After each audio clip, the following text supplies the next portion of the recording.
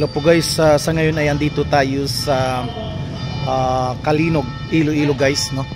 Para sa grand eyeball ng content creators, vloggers ng Panay area, Panay Island. So mamayang gabi guys ay lalabas dito, no, si Elias GTV Band dito sa Kalinog, at ito yung stage preparation para dito, no, dito sa Kalinog Public Plaza. So ito po guys, no, yung paghanda ng stage niya dito, no. So makikita natin andyan na yung sound system sa harap, at inakala natin, no, mayroon siya ditong rampahan, pero sa ngayon guys ay wala pa, no. Yung pinaka front part pa lang ng kanyang stage ang andyan. Siguro maya maya yan makikita na rin natin. So ito po guys, makita natin sa giliran dito sa Municipal Public Plaza ng Kalinog, no. Yun dyan sa harap ay yung simbahan guys, no, na kung saan ay dinadaos yung masa ngayon, I believe, no. Katulad sa ibang simbahan ng mga Catholic Church na mayroong mass ngayon, first mass, second mass. So sa ngayon ay dito tayo sa harap mismo ng kanilang public plaza guys. At ito nga, no, tinutukan natin yung stage preparation ni Elias GTV Band, at sigurado mamaya guys ay maraming tao dito, no, na pupunta, kaya nga dito nilagay yung concert ni Elias GTV Band sa plaza mismo ng Kalinog, no, para malaki yung pagposisyon ng mga tao. At maganda guys, no, mayroong mga benches dyan sa giliran na kung saan pwede makapag-position yung mga tao dyan, no, para makaupo. So ito guys, no,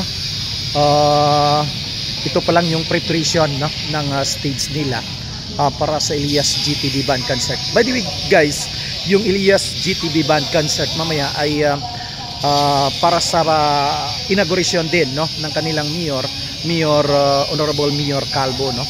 So sinasabi nga ng iba, kalbo siya, walang buhok daw sa pagkaintindi, pero mahaba yun ang buhok guys, no. Puging-pugi yung kanilang mayor dito, mahaba ang buhok. Yun nga lang, yung last name, yung apelyido niya guys ay Calvo, no.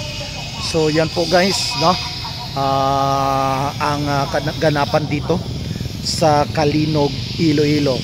So doon guys, no, sa harap mismo ng munisipyo, andyan yung assembly area ng mga content creators, vlogger ng Panay Island, na kung saan ay dyan tayo galing, no.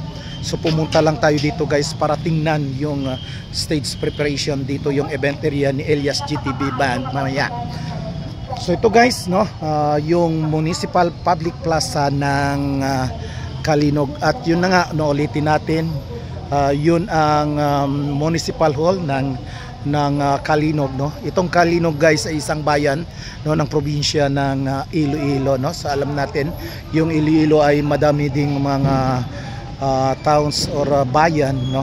At itong Kalinog ay isang kilala, no, malaking bayan dito sa Iloilo, no, na develop din sa pagkaalam natin.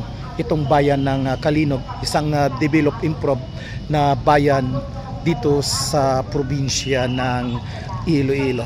So yan po guys, at babalik na tayo doon, no, sa assembly area ng mga kasamahan natin na mga Panay vloggers and content creators, no, doon sa harap mismo ng Municipality of Kalinog Municipal Hall. Maraming salamat guys, at abangan nyo ako mamayang gabi para sa live coverage ng Elias Band TV or Elias GTV Band concert. Maraming salamat po guys.